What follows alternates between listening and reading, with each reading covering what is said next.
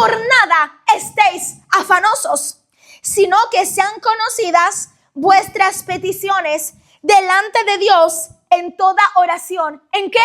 En oración. Dios te está diciendo que vivas una vida afanosa.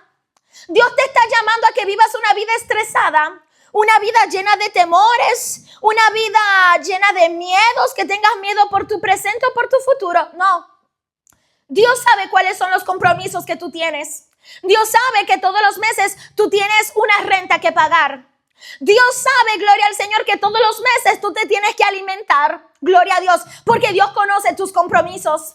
Pero Dios te dice, cuidado, cuando a ti te falte algo, que tu corazón no se angustie, que tu corazón no se deprime, que tu corazón no se entristezca. Dios te dice, recuerda lo que yo dije en Filipenses capítulo 4, verso 6. Por nada estéis afanosos. Y usted me dirá, pero pastora, ¿cómo así?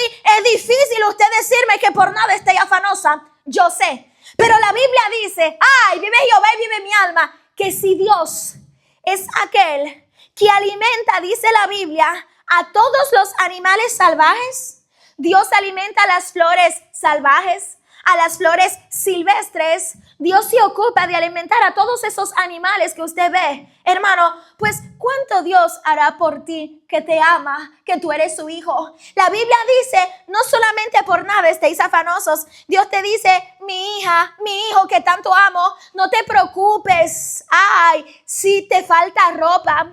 El Señor te dice, no te preocupes si la nevera quizás está vacía y no tiene muchos alimentos. Dios dice, por nada estéis afanosos, que yo te voy a bendecir, que yo te voy a suplir. La Biblia dice, por nada estéis afanosos. En cambio, sean conocidas vuestras peticiones delante de Dios. ¿En qué? En oración, en ruego. Y dice así, gloria al Señor, con acción de gracias. Porque la paz de Dios, que sobrepasa todo entendimiento, guardará vuestros corazones y vuestros pensamientos en Cristo Jesús. ¿Tú sabías que la paz que el mundo te da es completamente distinta a la paz, Dios mío, que Dios te puede dar?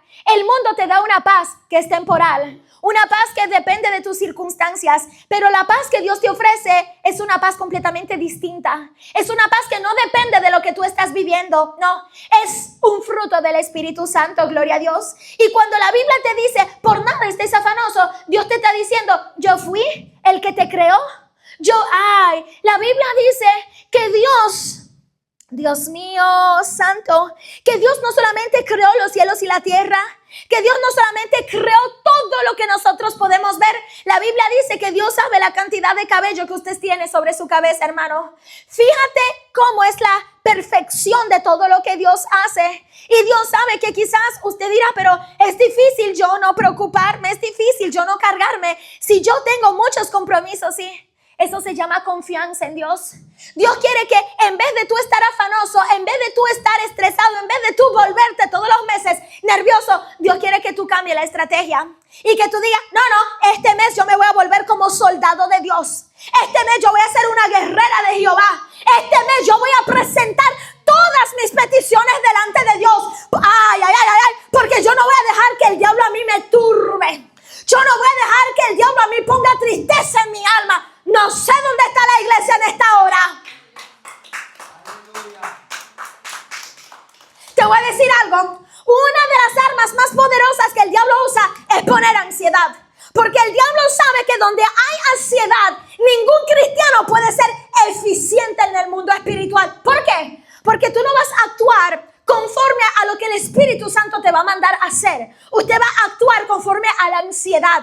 Y la ansiedad te roba la paz. La ansiedad te quiere quitar lo que Dios quiere hacer contigo. Pero hoy Dios te dice, hey, del polvo te voy a levantar. Dios te dice en esta noche, mira, sacúdete y comienza a confiar en mí.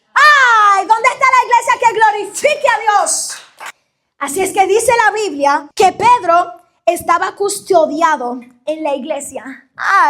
Pero la iglesia hacía oración sin cesar a Dios por él.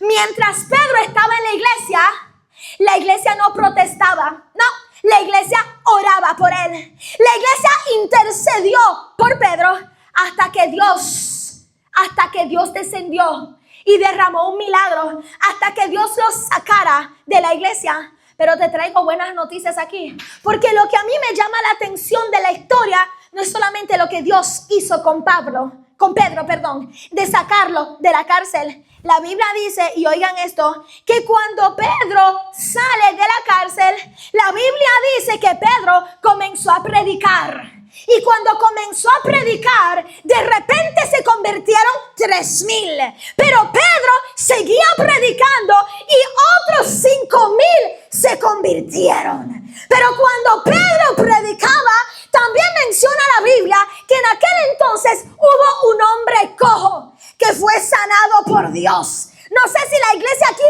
está entendiendo el poder que tiene la oración. Por eso te vengo a decir aquí, quéjate menos, angústiate menos, entristézcate menos y ora más. La Biblia dice, las palabras de Pedro, traspasaron el corazón de ellos, quienes le dijeron a él y a los demás apóstoles, hermanos, ¿qué debemos hacer?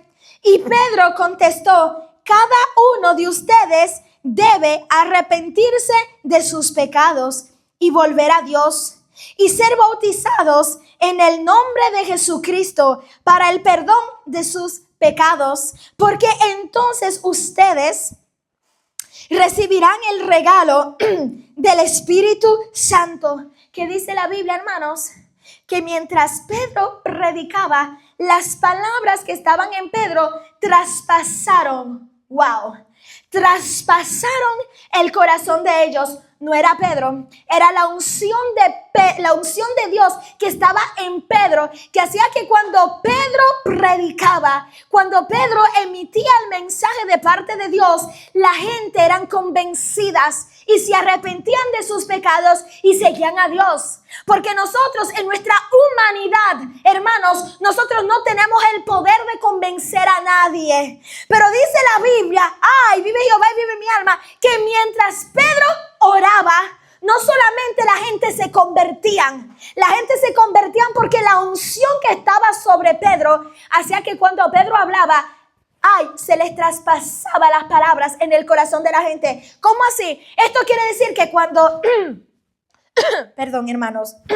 Esto quiere decir que cuando Pedro hablaba, era una unción tan tremenda que Dios derramaba sobre Pedro, que cuando él hablaba, él no tenía que convencer a nadie que se arrepintieran de sus pecados, sino que la gente decía, yo quiero a Cristo.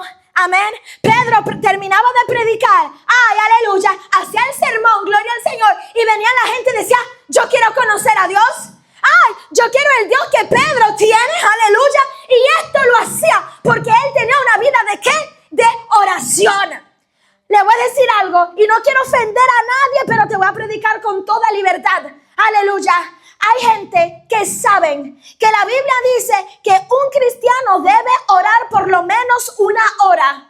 Y hay gente que cae en el conformismo. Pero le voy a decir algo, hermano. Si usted quiere ser verdaderamente una persona usada por Dios, usted no se puede conformar orando 1 hora. Porque la Biblia es clara. Y la Biblia en el libro de Apocalipsis, la Biblia dice que Dios no viene por gente tibia, ni por gente fría.